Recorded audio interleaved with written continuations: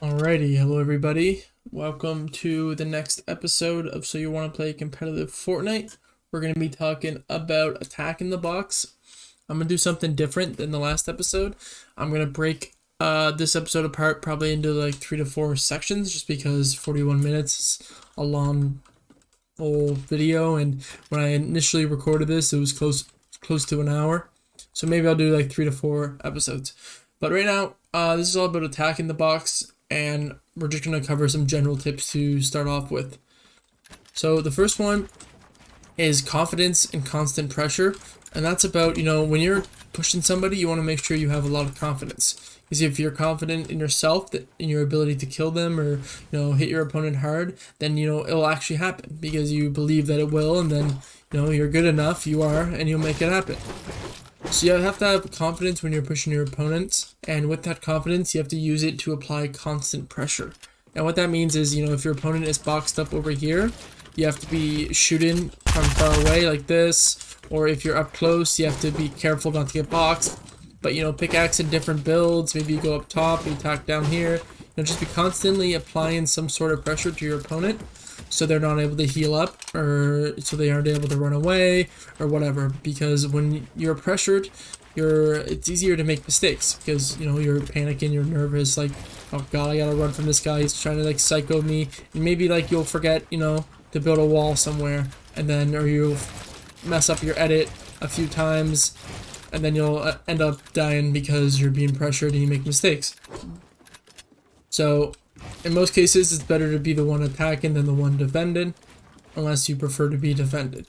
But related to confidence is, hopping into someone's box. We're going to talk about phasing in a bit later on, but if you're inside the box here, no matter how you got in, this is where the confidence really comes into play. Because if you miss a shot, if you miss an edit, you're fucked. You're basically over. If you have a lined up and you miss a shot here and he hits you back, you're in a losing situation. So you either have to take the fight in here or find a way to run out of the box and heal up. But either way, being confident is basically the #1 general tip with mentality, and the next would be all like mechanical. So in the last episode, we talked about chip shots a bit, and just so like a quick little recap, that's if when your opponent's pushing you, you just, shooting like this, do whatever shots you have to do. Maybe you go over here, maybe you're running away like this, under the ramp, and your opponent's chasing you, and you just look back, shoot, reset, and keep running. These chip shots, depending on what gun you're using, charge chip shots can hit a lot harder just because, the charge, you can charge it up for like a second and deal like 100 damage. But ideally, to key somebody, you want to beam them. So let's say he's right here and I hit him for 80. And then you want to chase after them, and let's say, they're running away, and you do like a lever shot that hits them for 20. So now you've done 100 damage. And this will lead us into some of our other tips as well. So you've done 100 damage so far, and you have to listen. You have to pay attention to what they're doing inside the box. So if they go, all right, 100 damage, I need to heal. If he takes 2 minis, but he doesn't take a big or a splash or whatever, he's at 150, and you still have the advantage. So if you go for more chip shots, you can start, depletion, whatever the fuck that word is, like decreasing his like heals that he has. And he doesn't have a big, so hitting a shot for 120, 130 is pretty easy. And then you just pull out your AR and finish it. But another thing is, this is about heal monitoring. So this is just paying attention to what heals they're using. He only took one mini. Why? Because that's all he has. He doesn't have anything else. Maybe he has whites. He's 125. Hop in the box. You're gonna win that fight. You can take a big trade. You can take a 150 damage. He can't. So that's important to know. And then let's say he only takes a big. So that means his only shield he has are bigs, because he would have taken something else because you're pressuring him, pretty aggressively. So he would have taken like a slurpfish or a shieldfish or whatever. But if he only takes a big, that means that's all he has. And just listen to what he's taking, what he's trying to take, whatever. So if he's taking a mini, he can probably pop a few minis off. If you're, it takes like a second to pop a mini. So if you're, stop shooting, he can probably pop a mini. He can be like, okay, there's a good chance he popped a mini here, and whatnot. So that's all heal monitoring. You can practice that by box fighting, because in box fighting you have a set amount of heals and your opponent have the same heals, so you can just pay attention to what you're hitting each other for. Next we're going to talk about movement, and movement is very important in box fights, and even more important now in this meta, and that's just about making sure that no matter the peek you do, you have, you know, a right hand peek. You know, we'll talk about all the types of peeks you can do, like aggressive peeks, stuff like that, and different, you know, stuff you can go for in the box with a cone or without a cone or something. You know, whatever you do, you want to make sure you always have a right hand peek.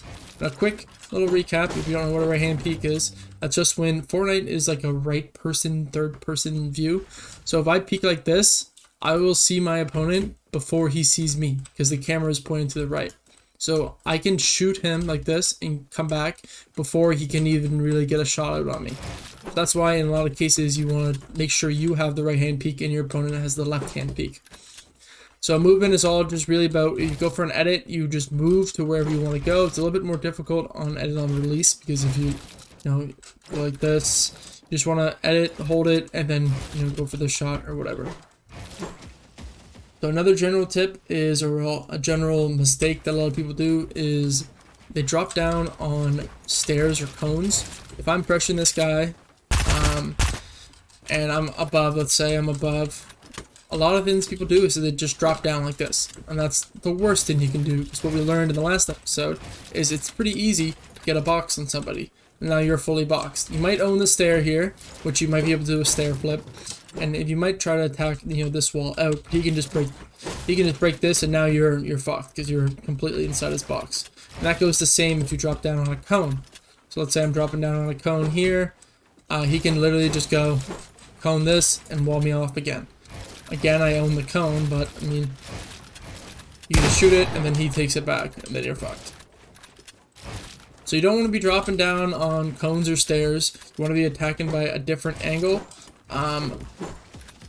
And when you attack the box, you want to be like this. You want to be over here. Let's say I'm attacking this box right now. There's two ways you can attack. One way is or three ways, I guess. You can be on a stair like this and be attacking here. You really have options to hit 4 pieces here. You can hit this wall. You can hit the cone. If you extend out a bit, you can hit this one. You have to look down if you want to place this wall right here. I'll show you. So you can't be looking up here. You can't be looking over here. You have to look down to place that wall. Or if you look, when you hover over the cone, you can see like it's white outline. If you aim down a bit and get the floor, you can actually take the floor through the cone. This catches a lot of people off guard. So what you do is you get the cone one shot. You pressure something else.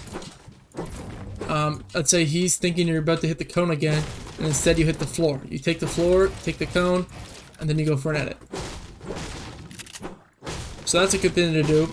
And the downside of boxing up like this or attacking a wall like this is that if this guy's good, then he can, you know, box you up like this. Now you're boxed up. And you can go down. Ideally, you own the floor underneath, so you can go down. Or you could flip it like this and then run out the right wall over there.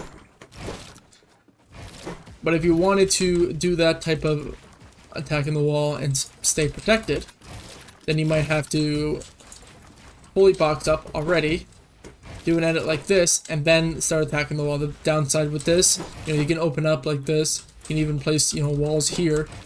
But then if you place walls here, then I don't think you can hit the floor through all this. No, you can't. No, you can't. So you basically take off being able to attack the floor or the cone. But if you own one of these pieces, let's say you take the cone, you can hit the floor once. Oh, that's my stair. Hit the floor once. That's my stair again. Hit the floor once, and then you can, you know, be attacking this guy's wall. Go, psych, I'm gonna go for the floor, take it, go from above. But this is just, you know, protected. You can place a wall here and just go for this here. If the guy edits, and let's say he does a peanut butter edit, you can edit him like this. Or a good edit for the peanut butter edit is you edit him like that. Now he's stuck underneath your stair, so you can go like this, which would move, edit like this when he's under the stair. If he's hugging, you know, peanut butter peak, you're usually right here. That's gonna move him right to the top, right there. I'll cover the rest of attacking the box, and then we'll go and I'll end it, and we'll go for the next episode.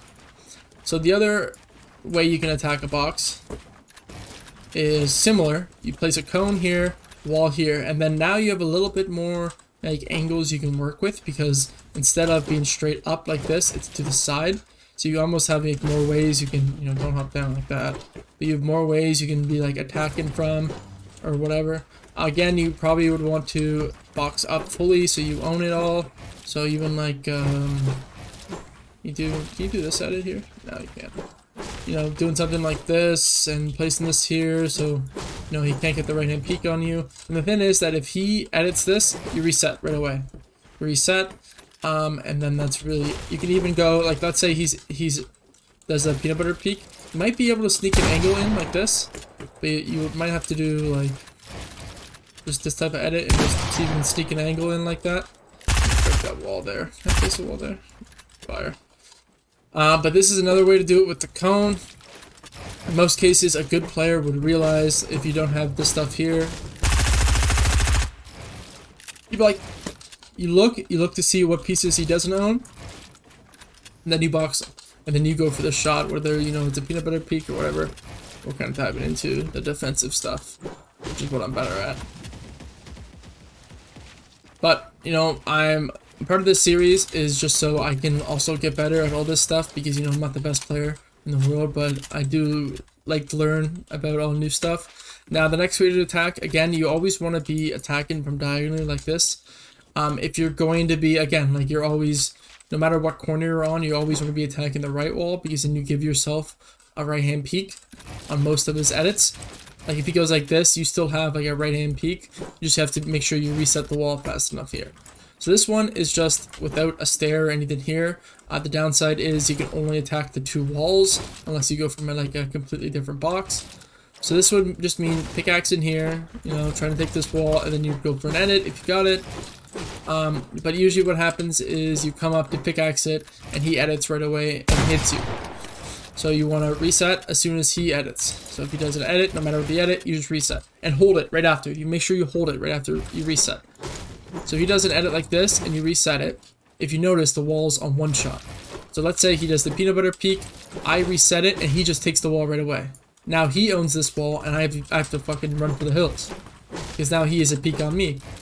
And that's because when you reset a wall, in most cases, it's going to be one shot after.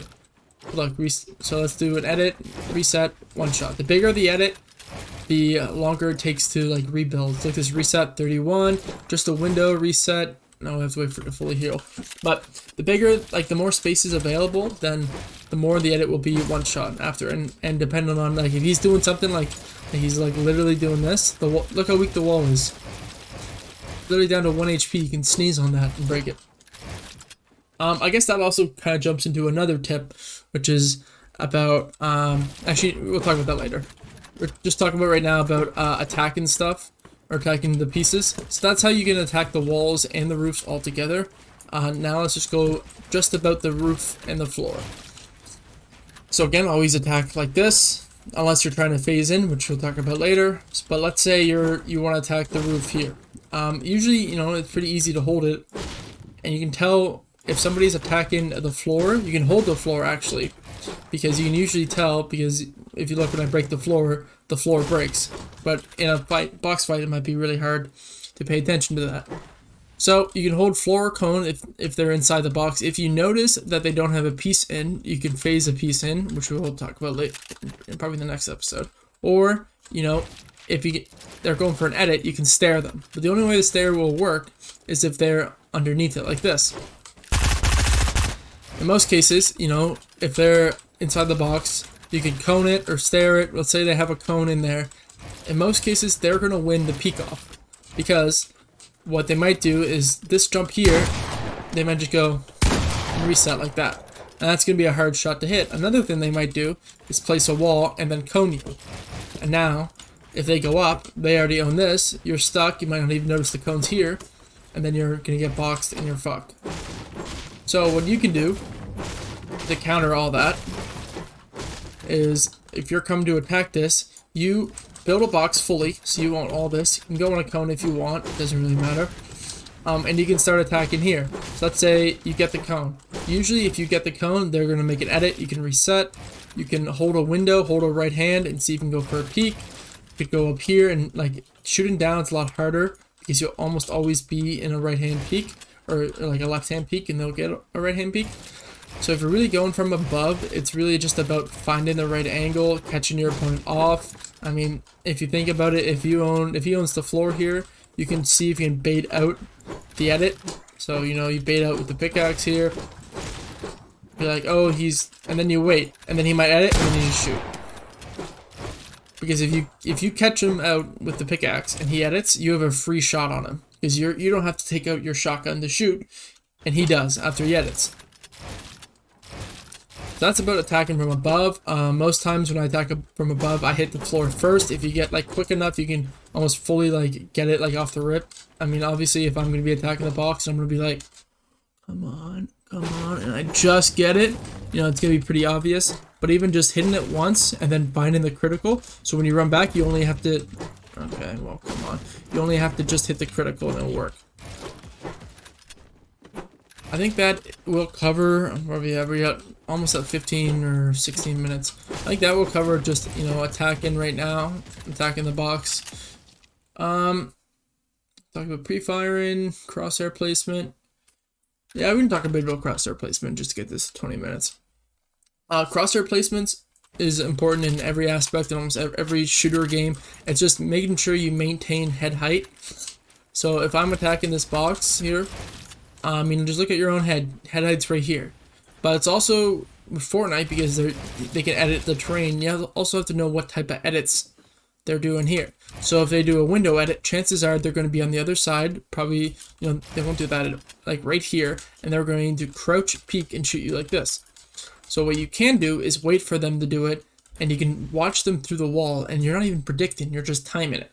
You're just going to time the crouch peek. But then a good player might notice that you're just waiting, and they'll jiggle peek it. Jiggle peeking is where you fake the peek, you peek and come back. So you don't actually shoot, you just jiggle the corner.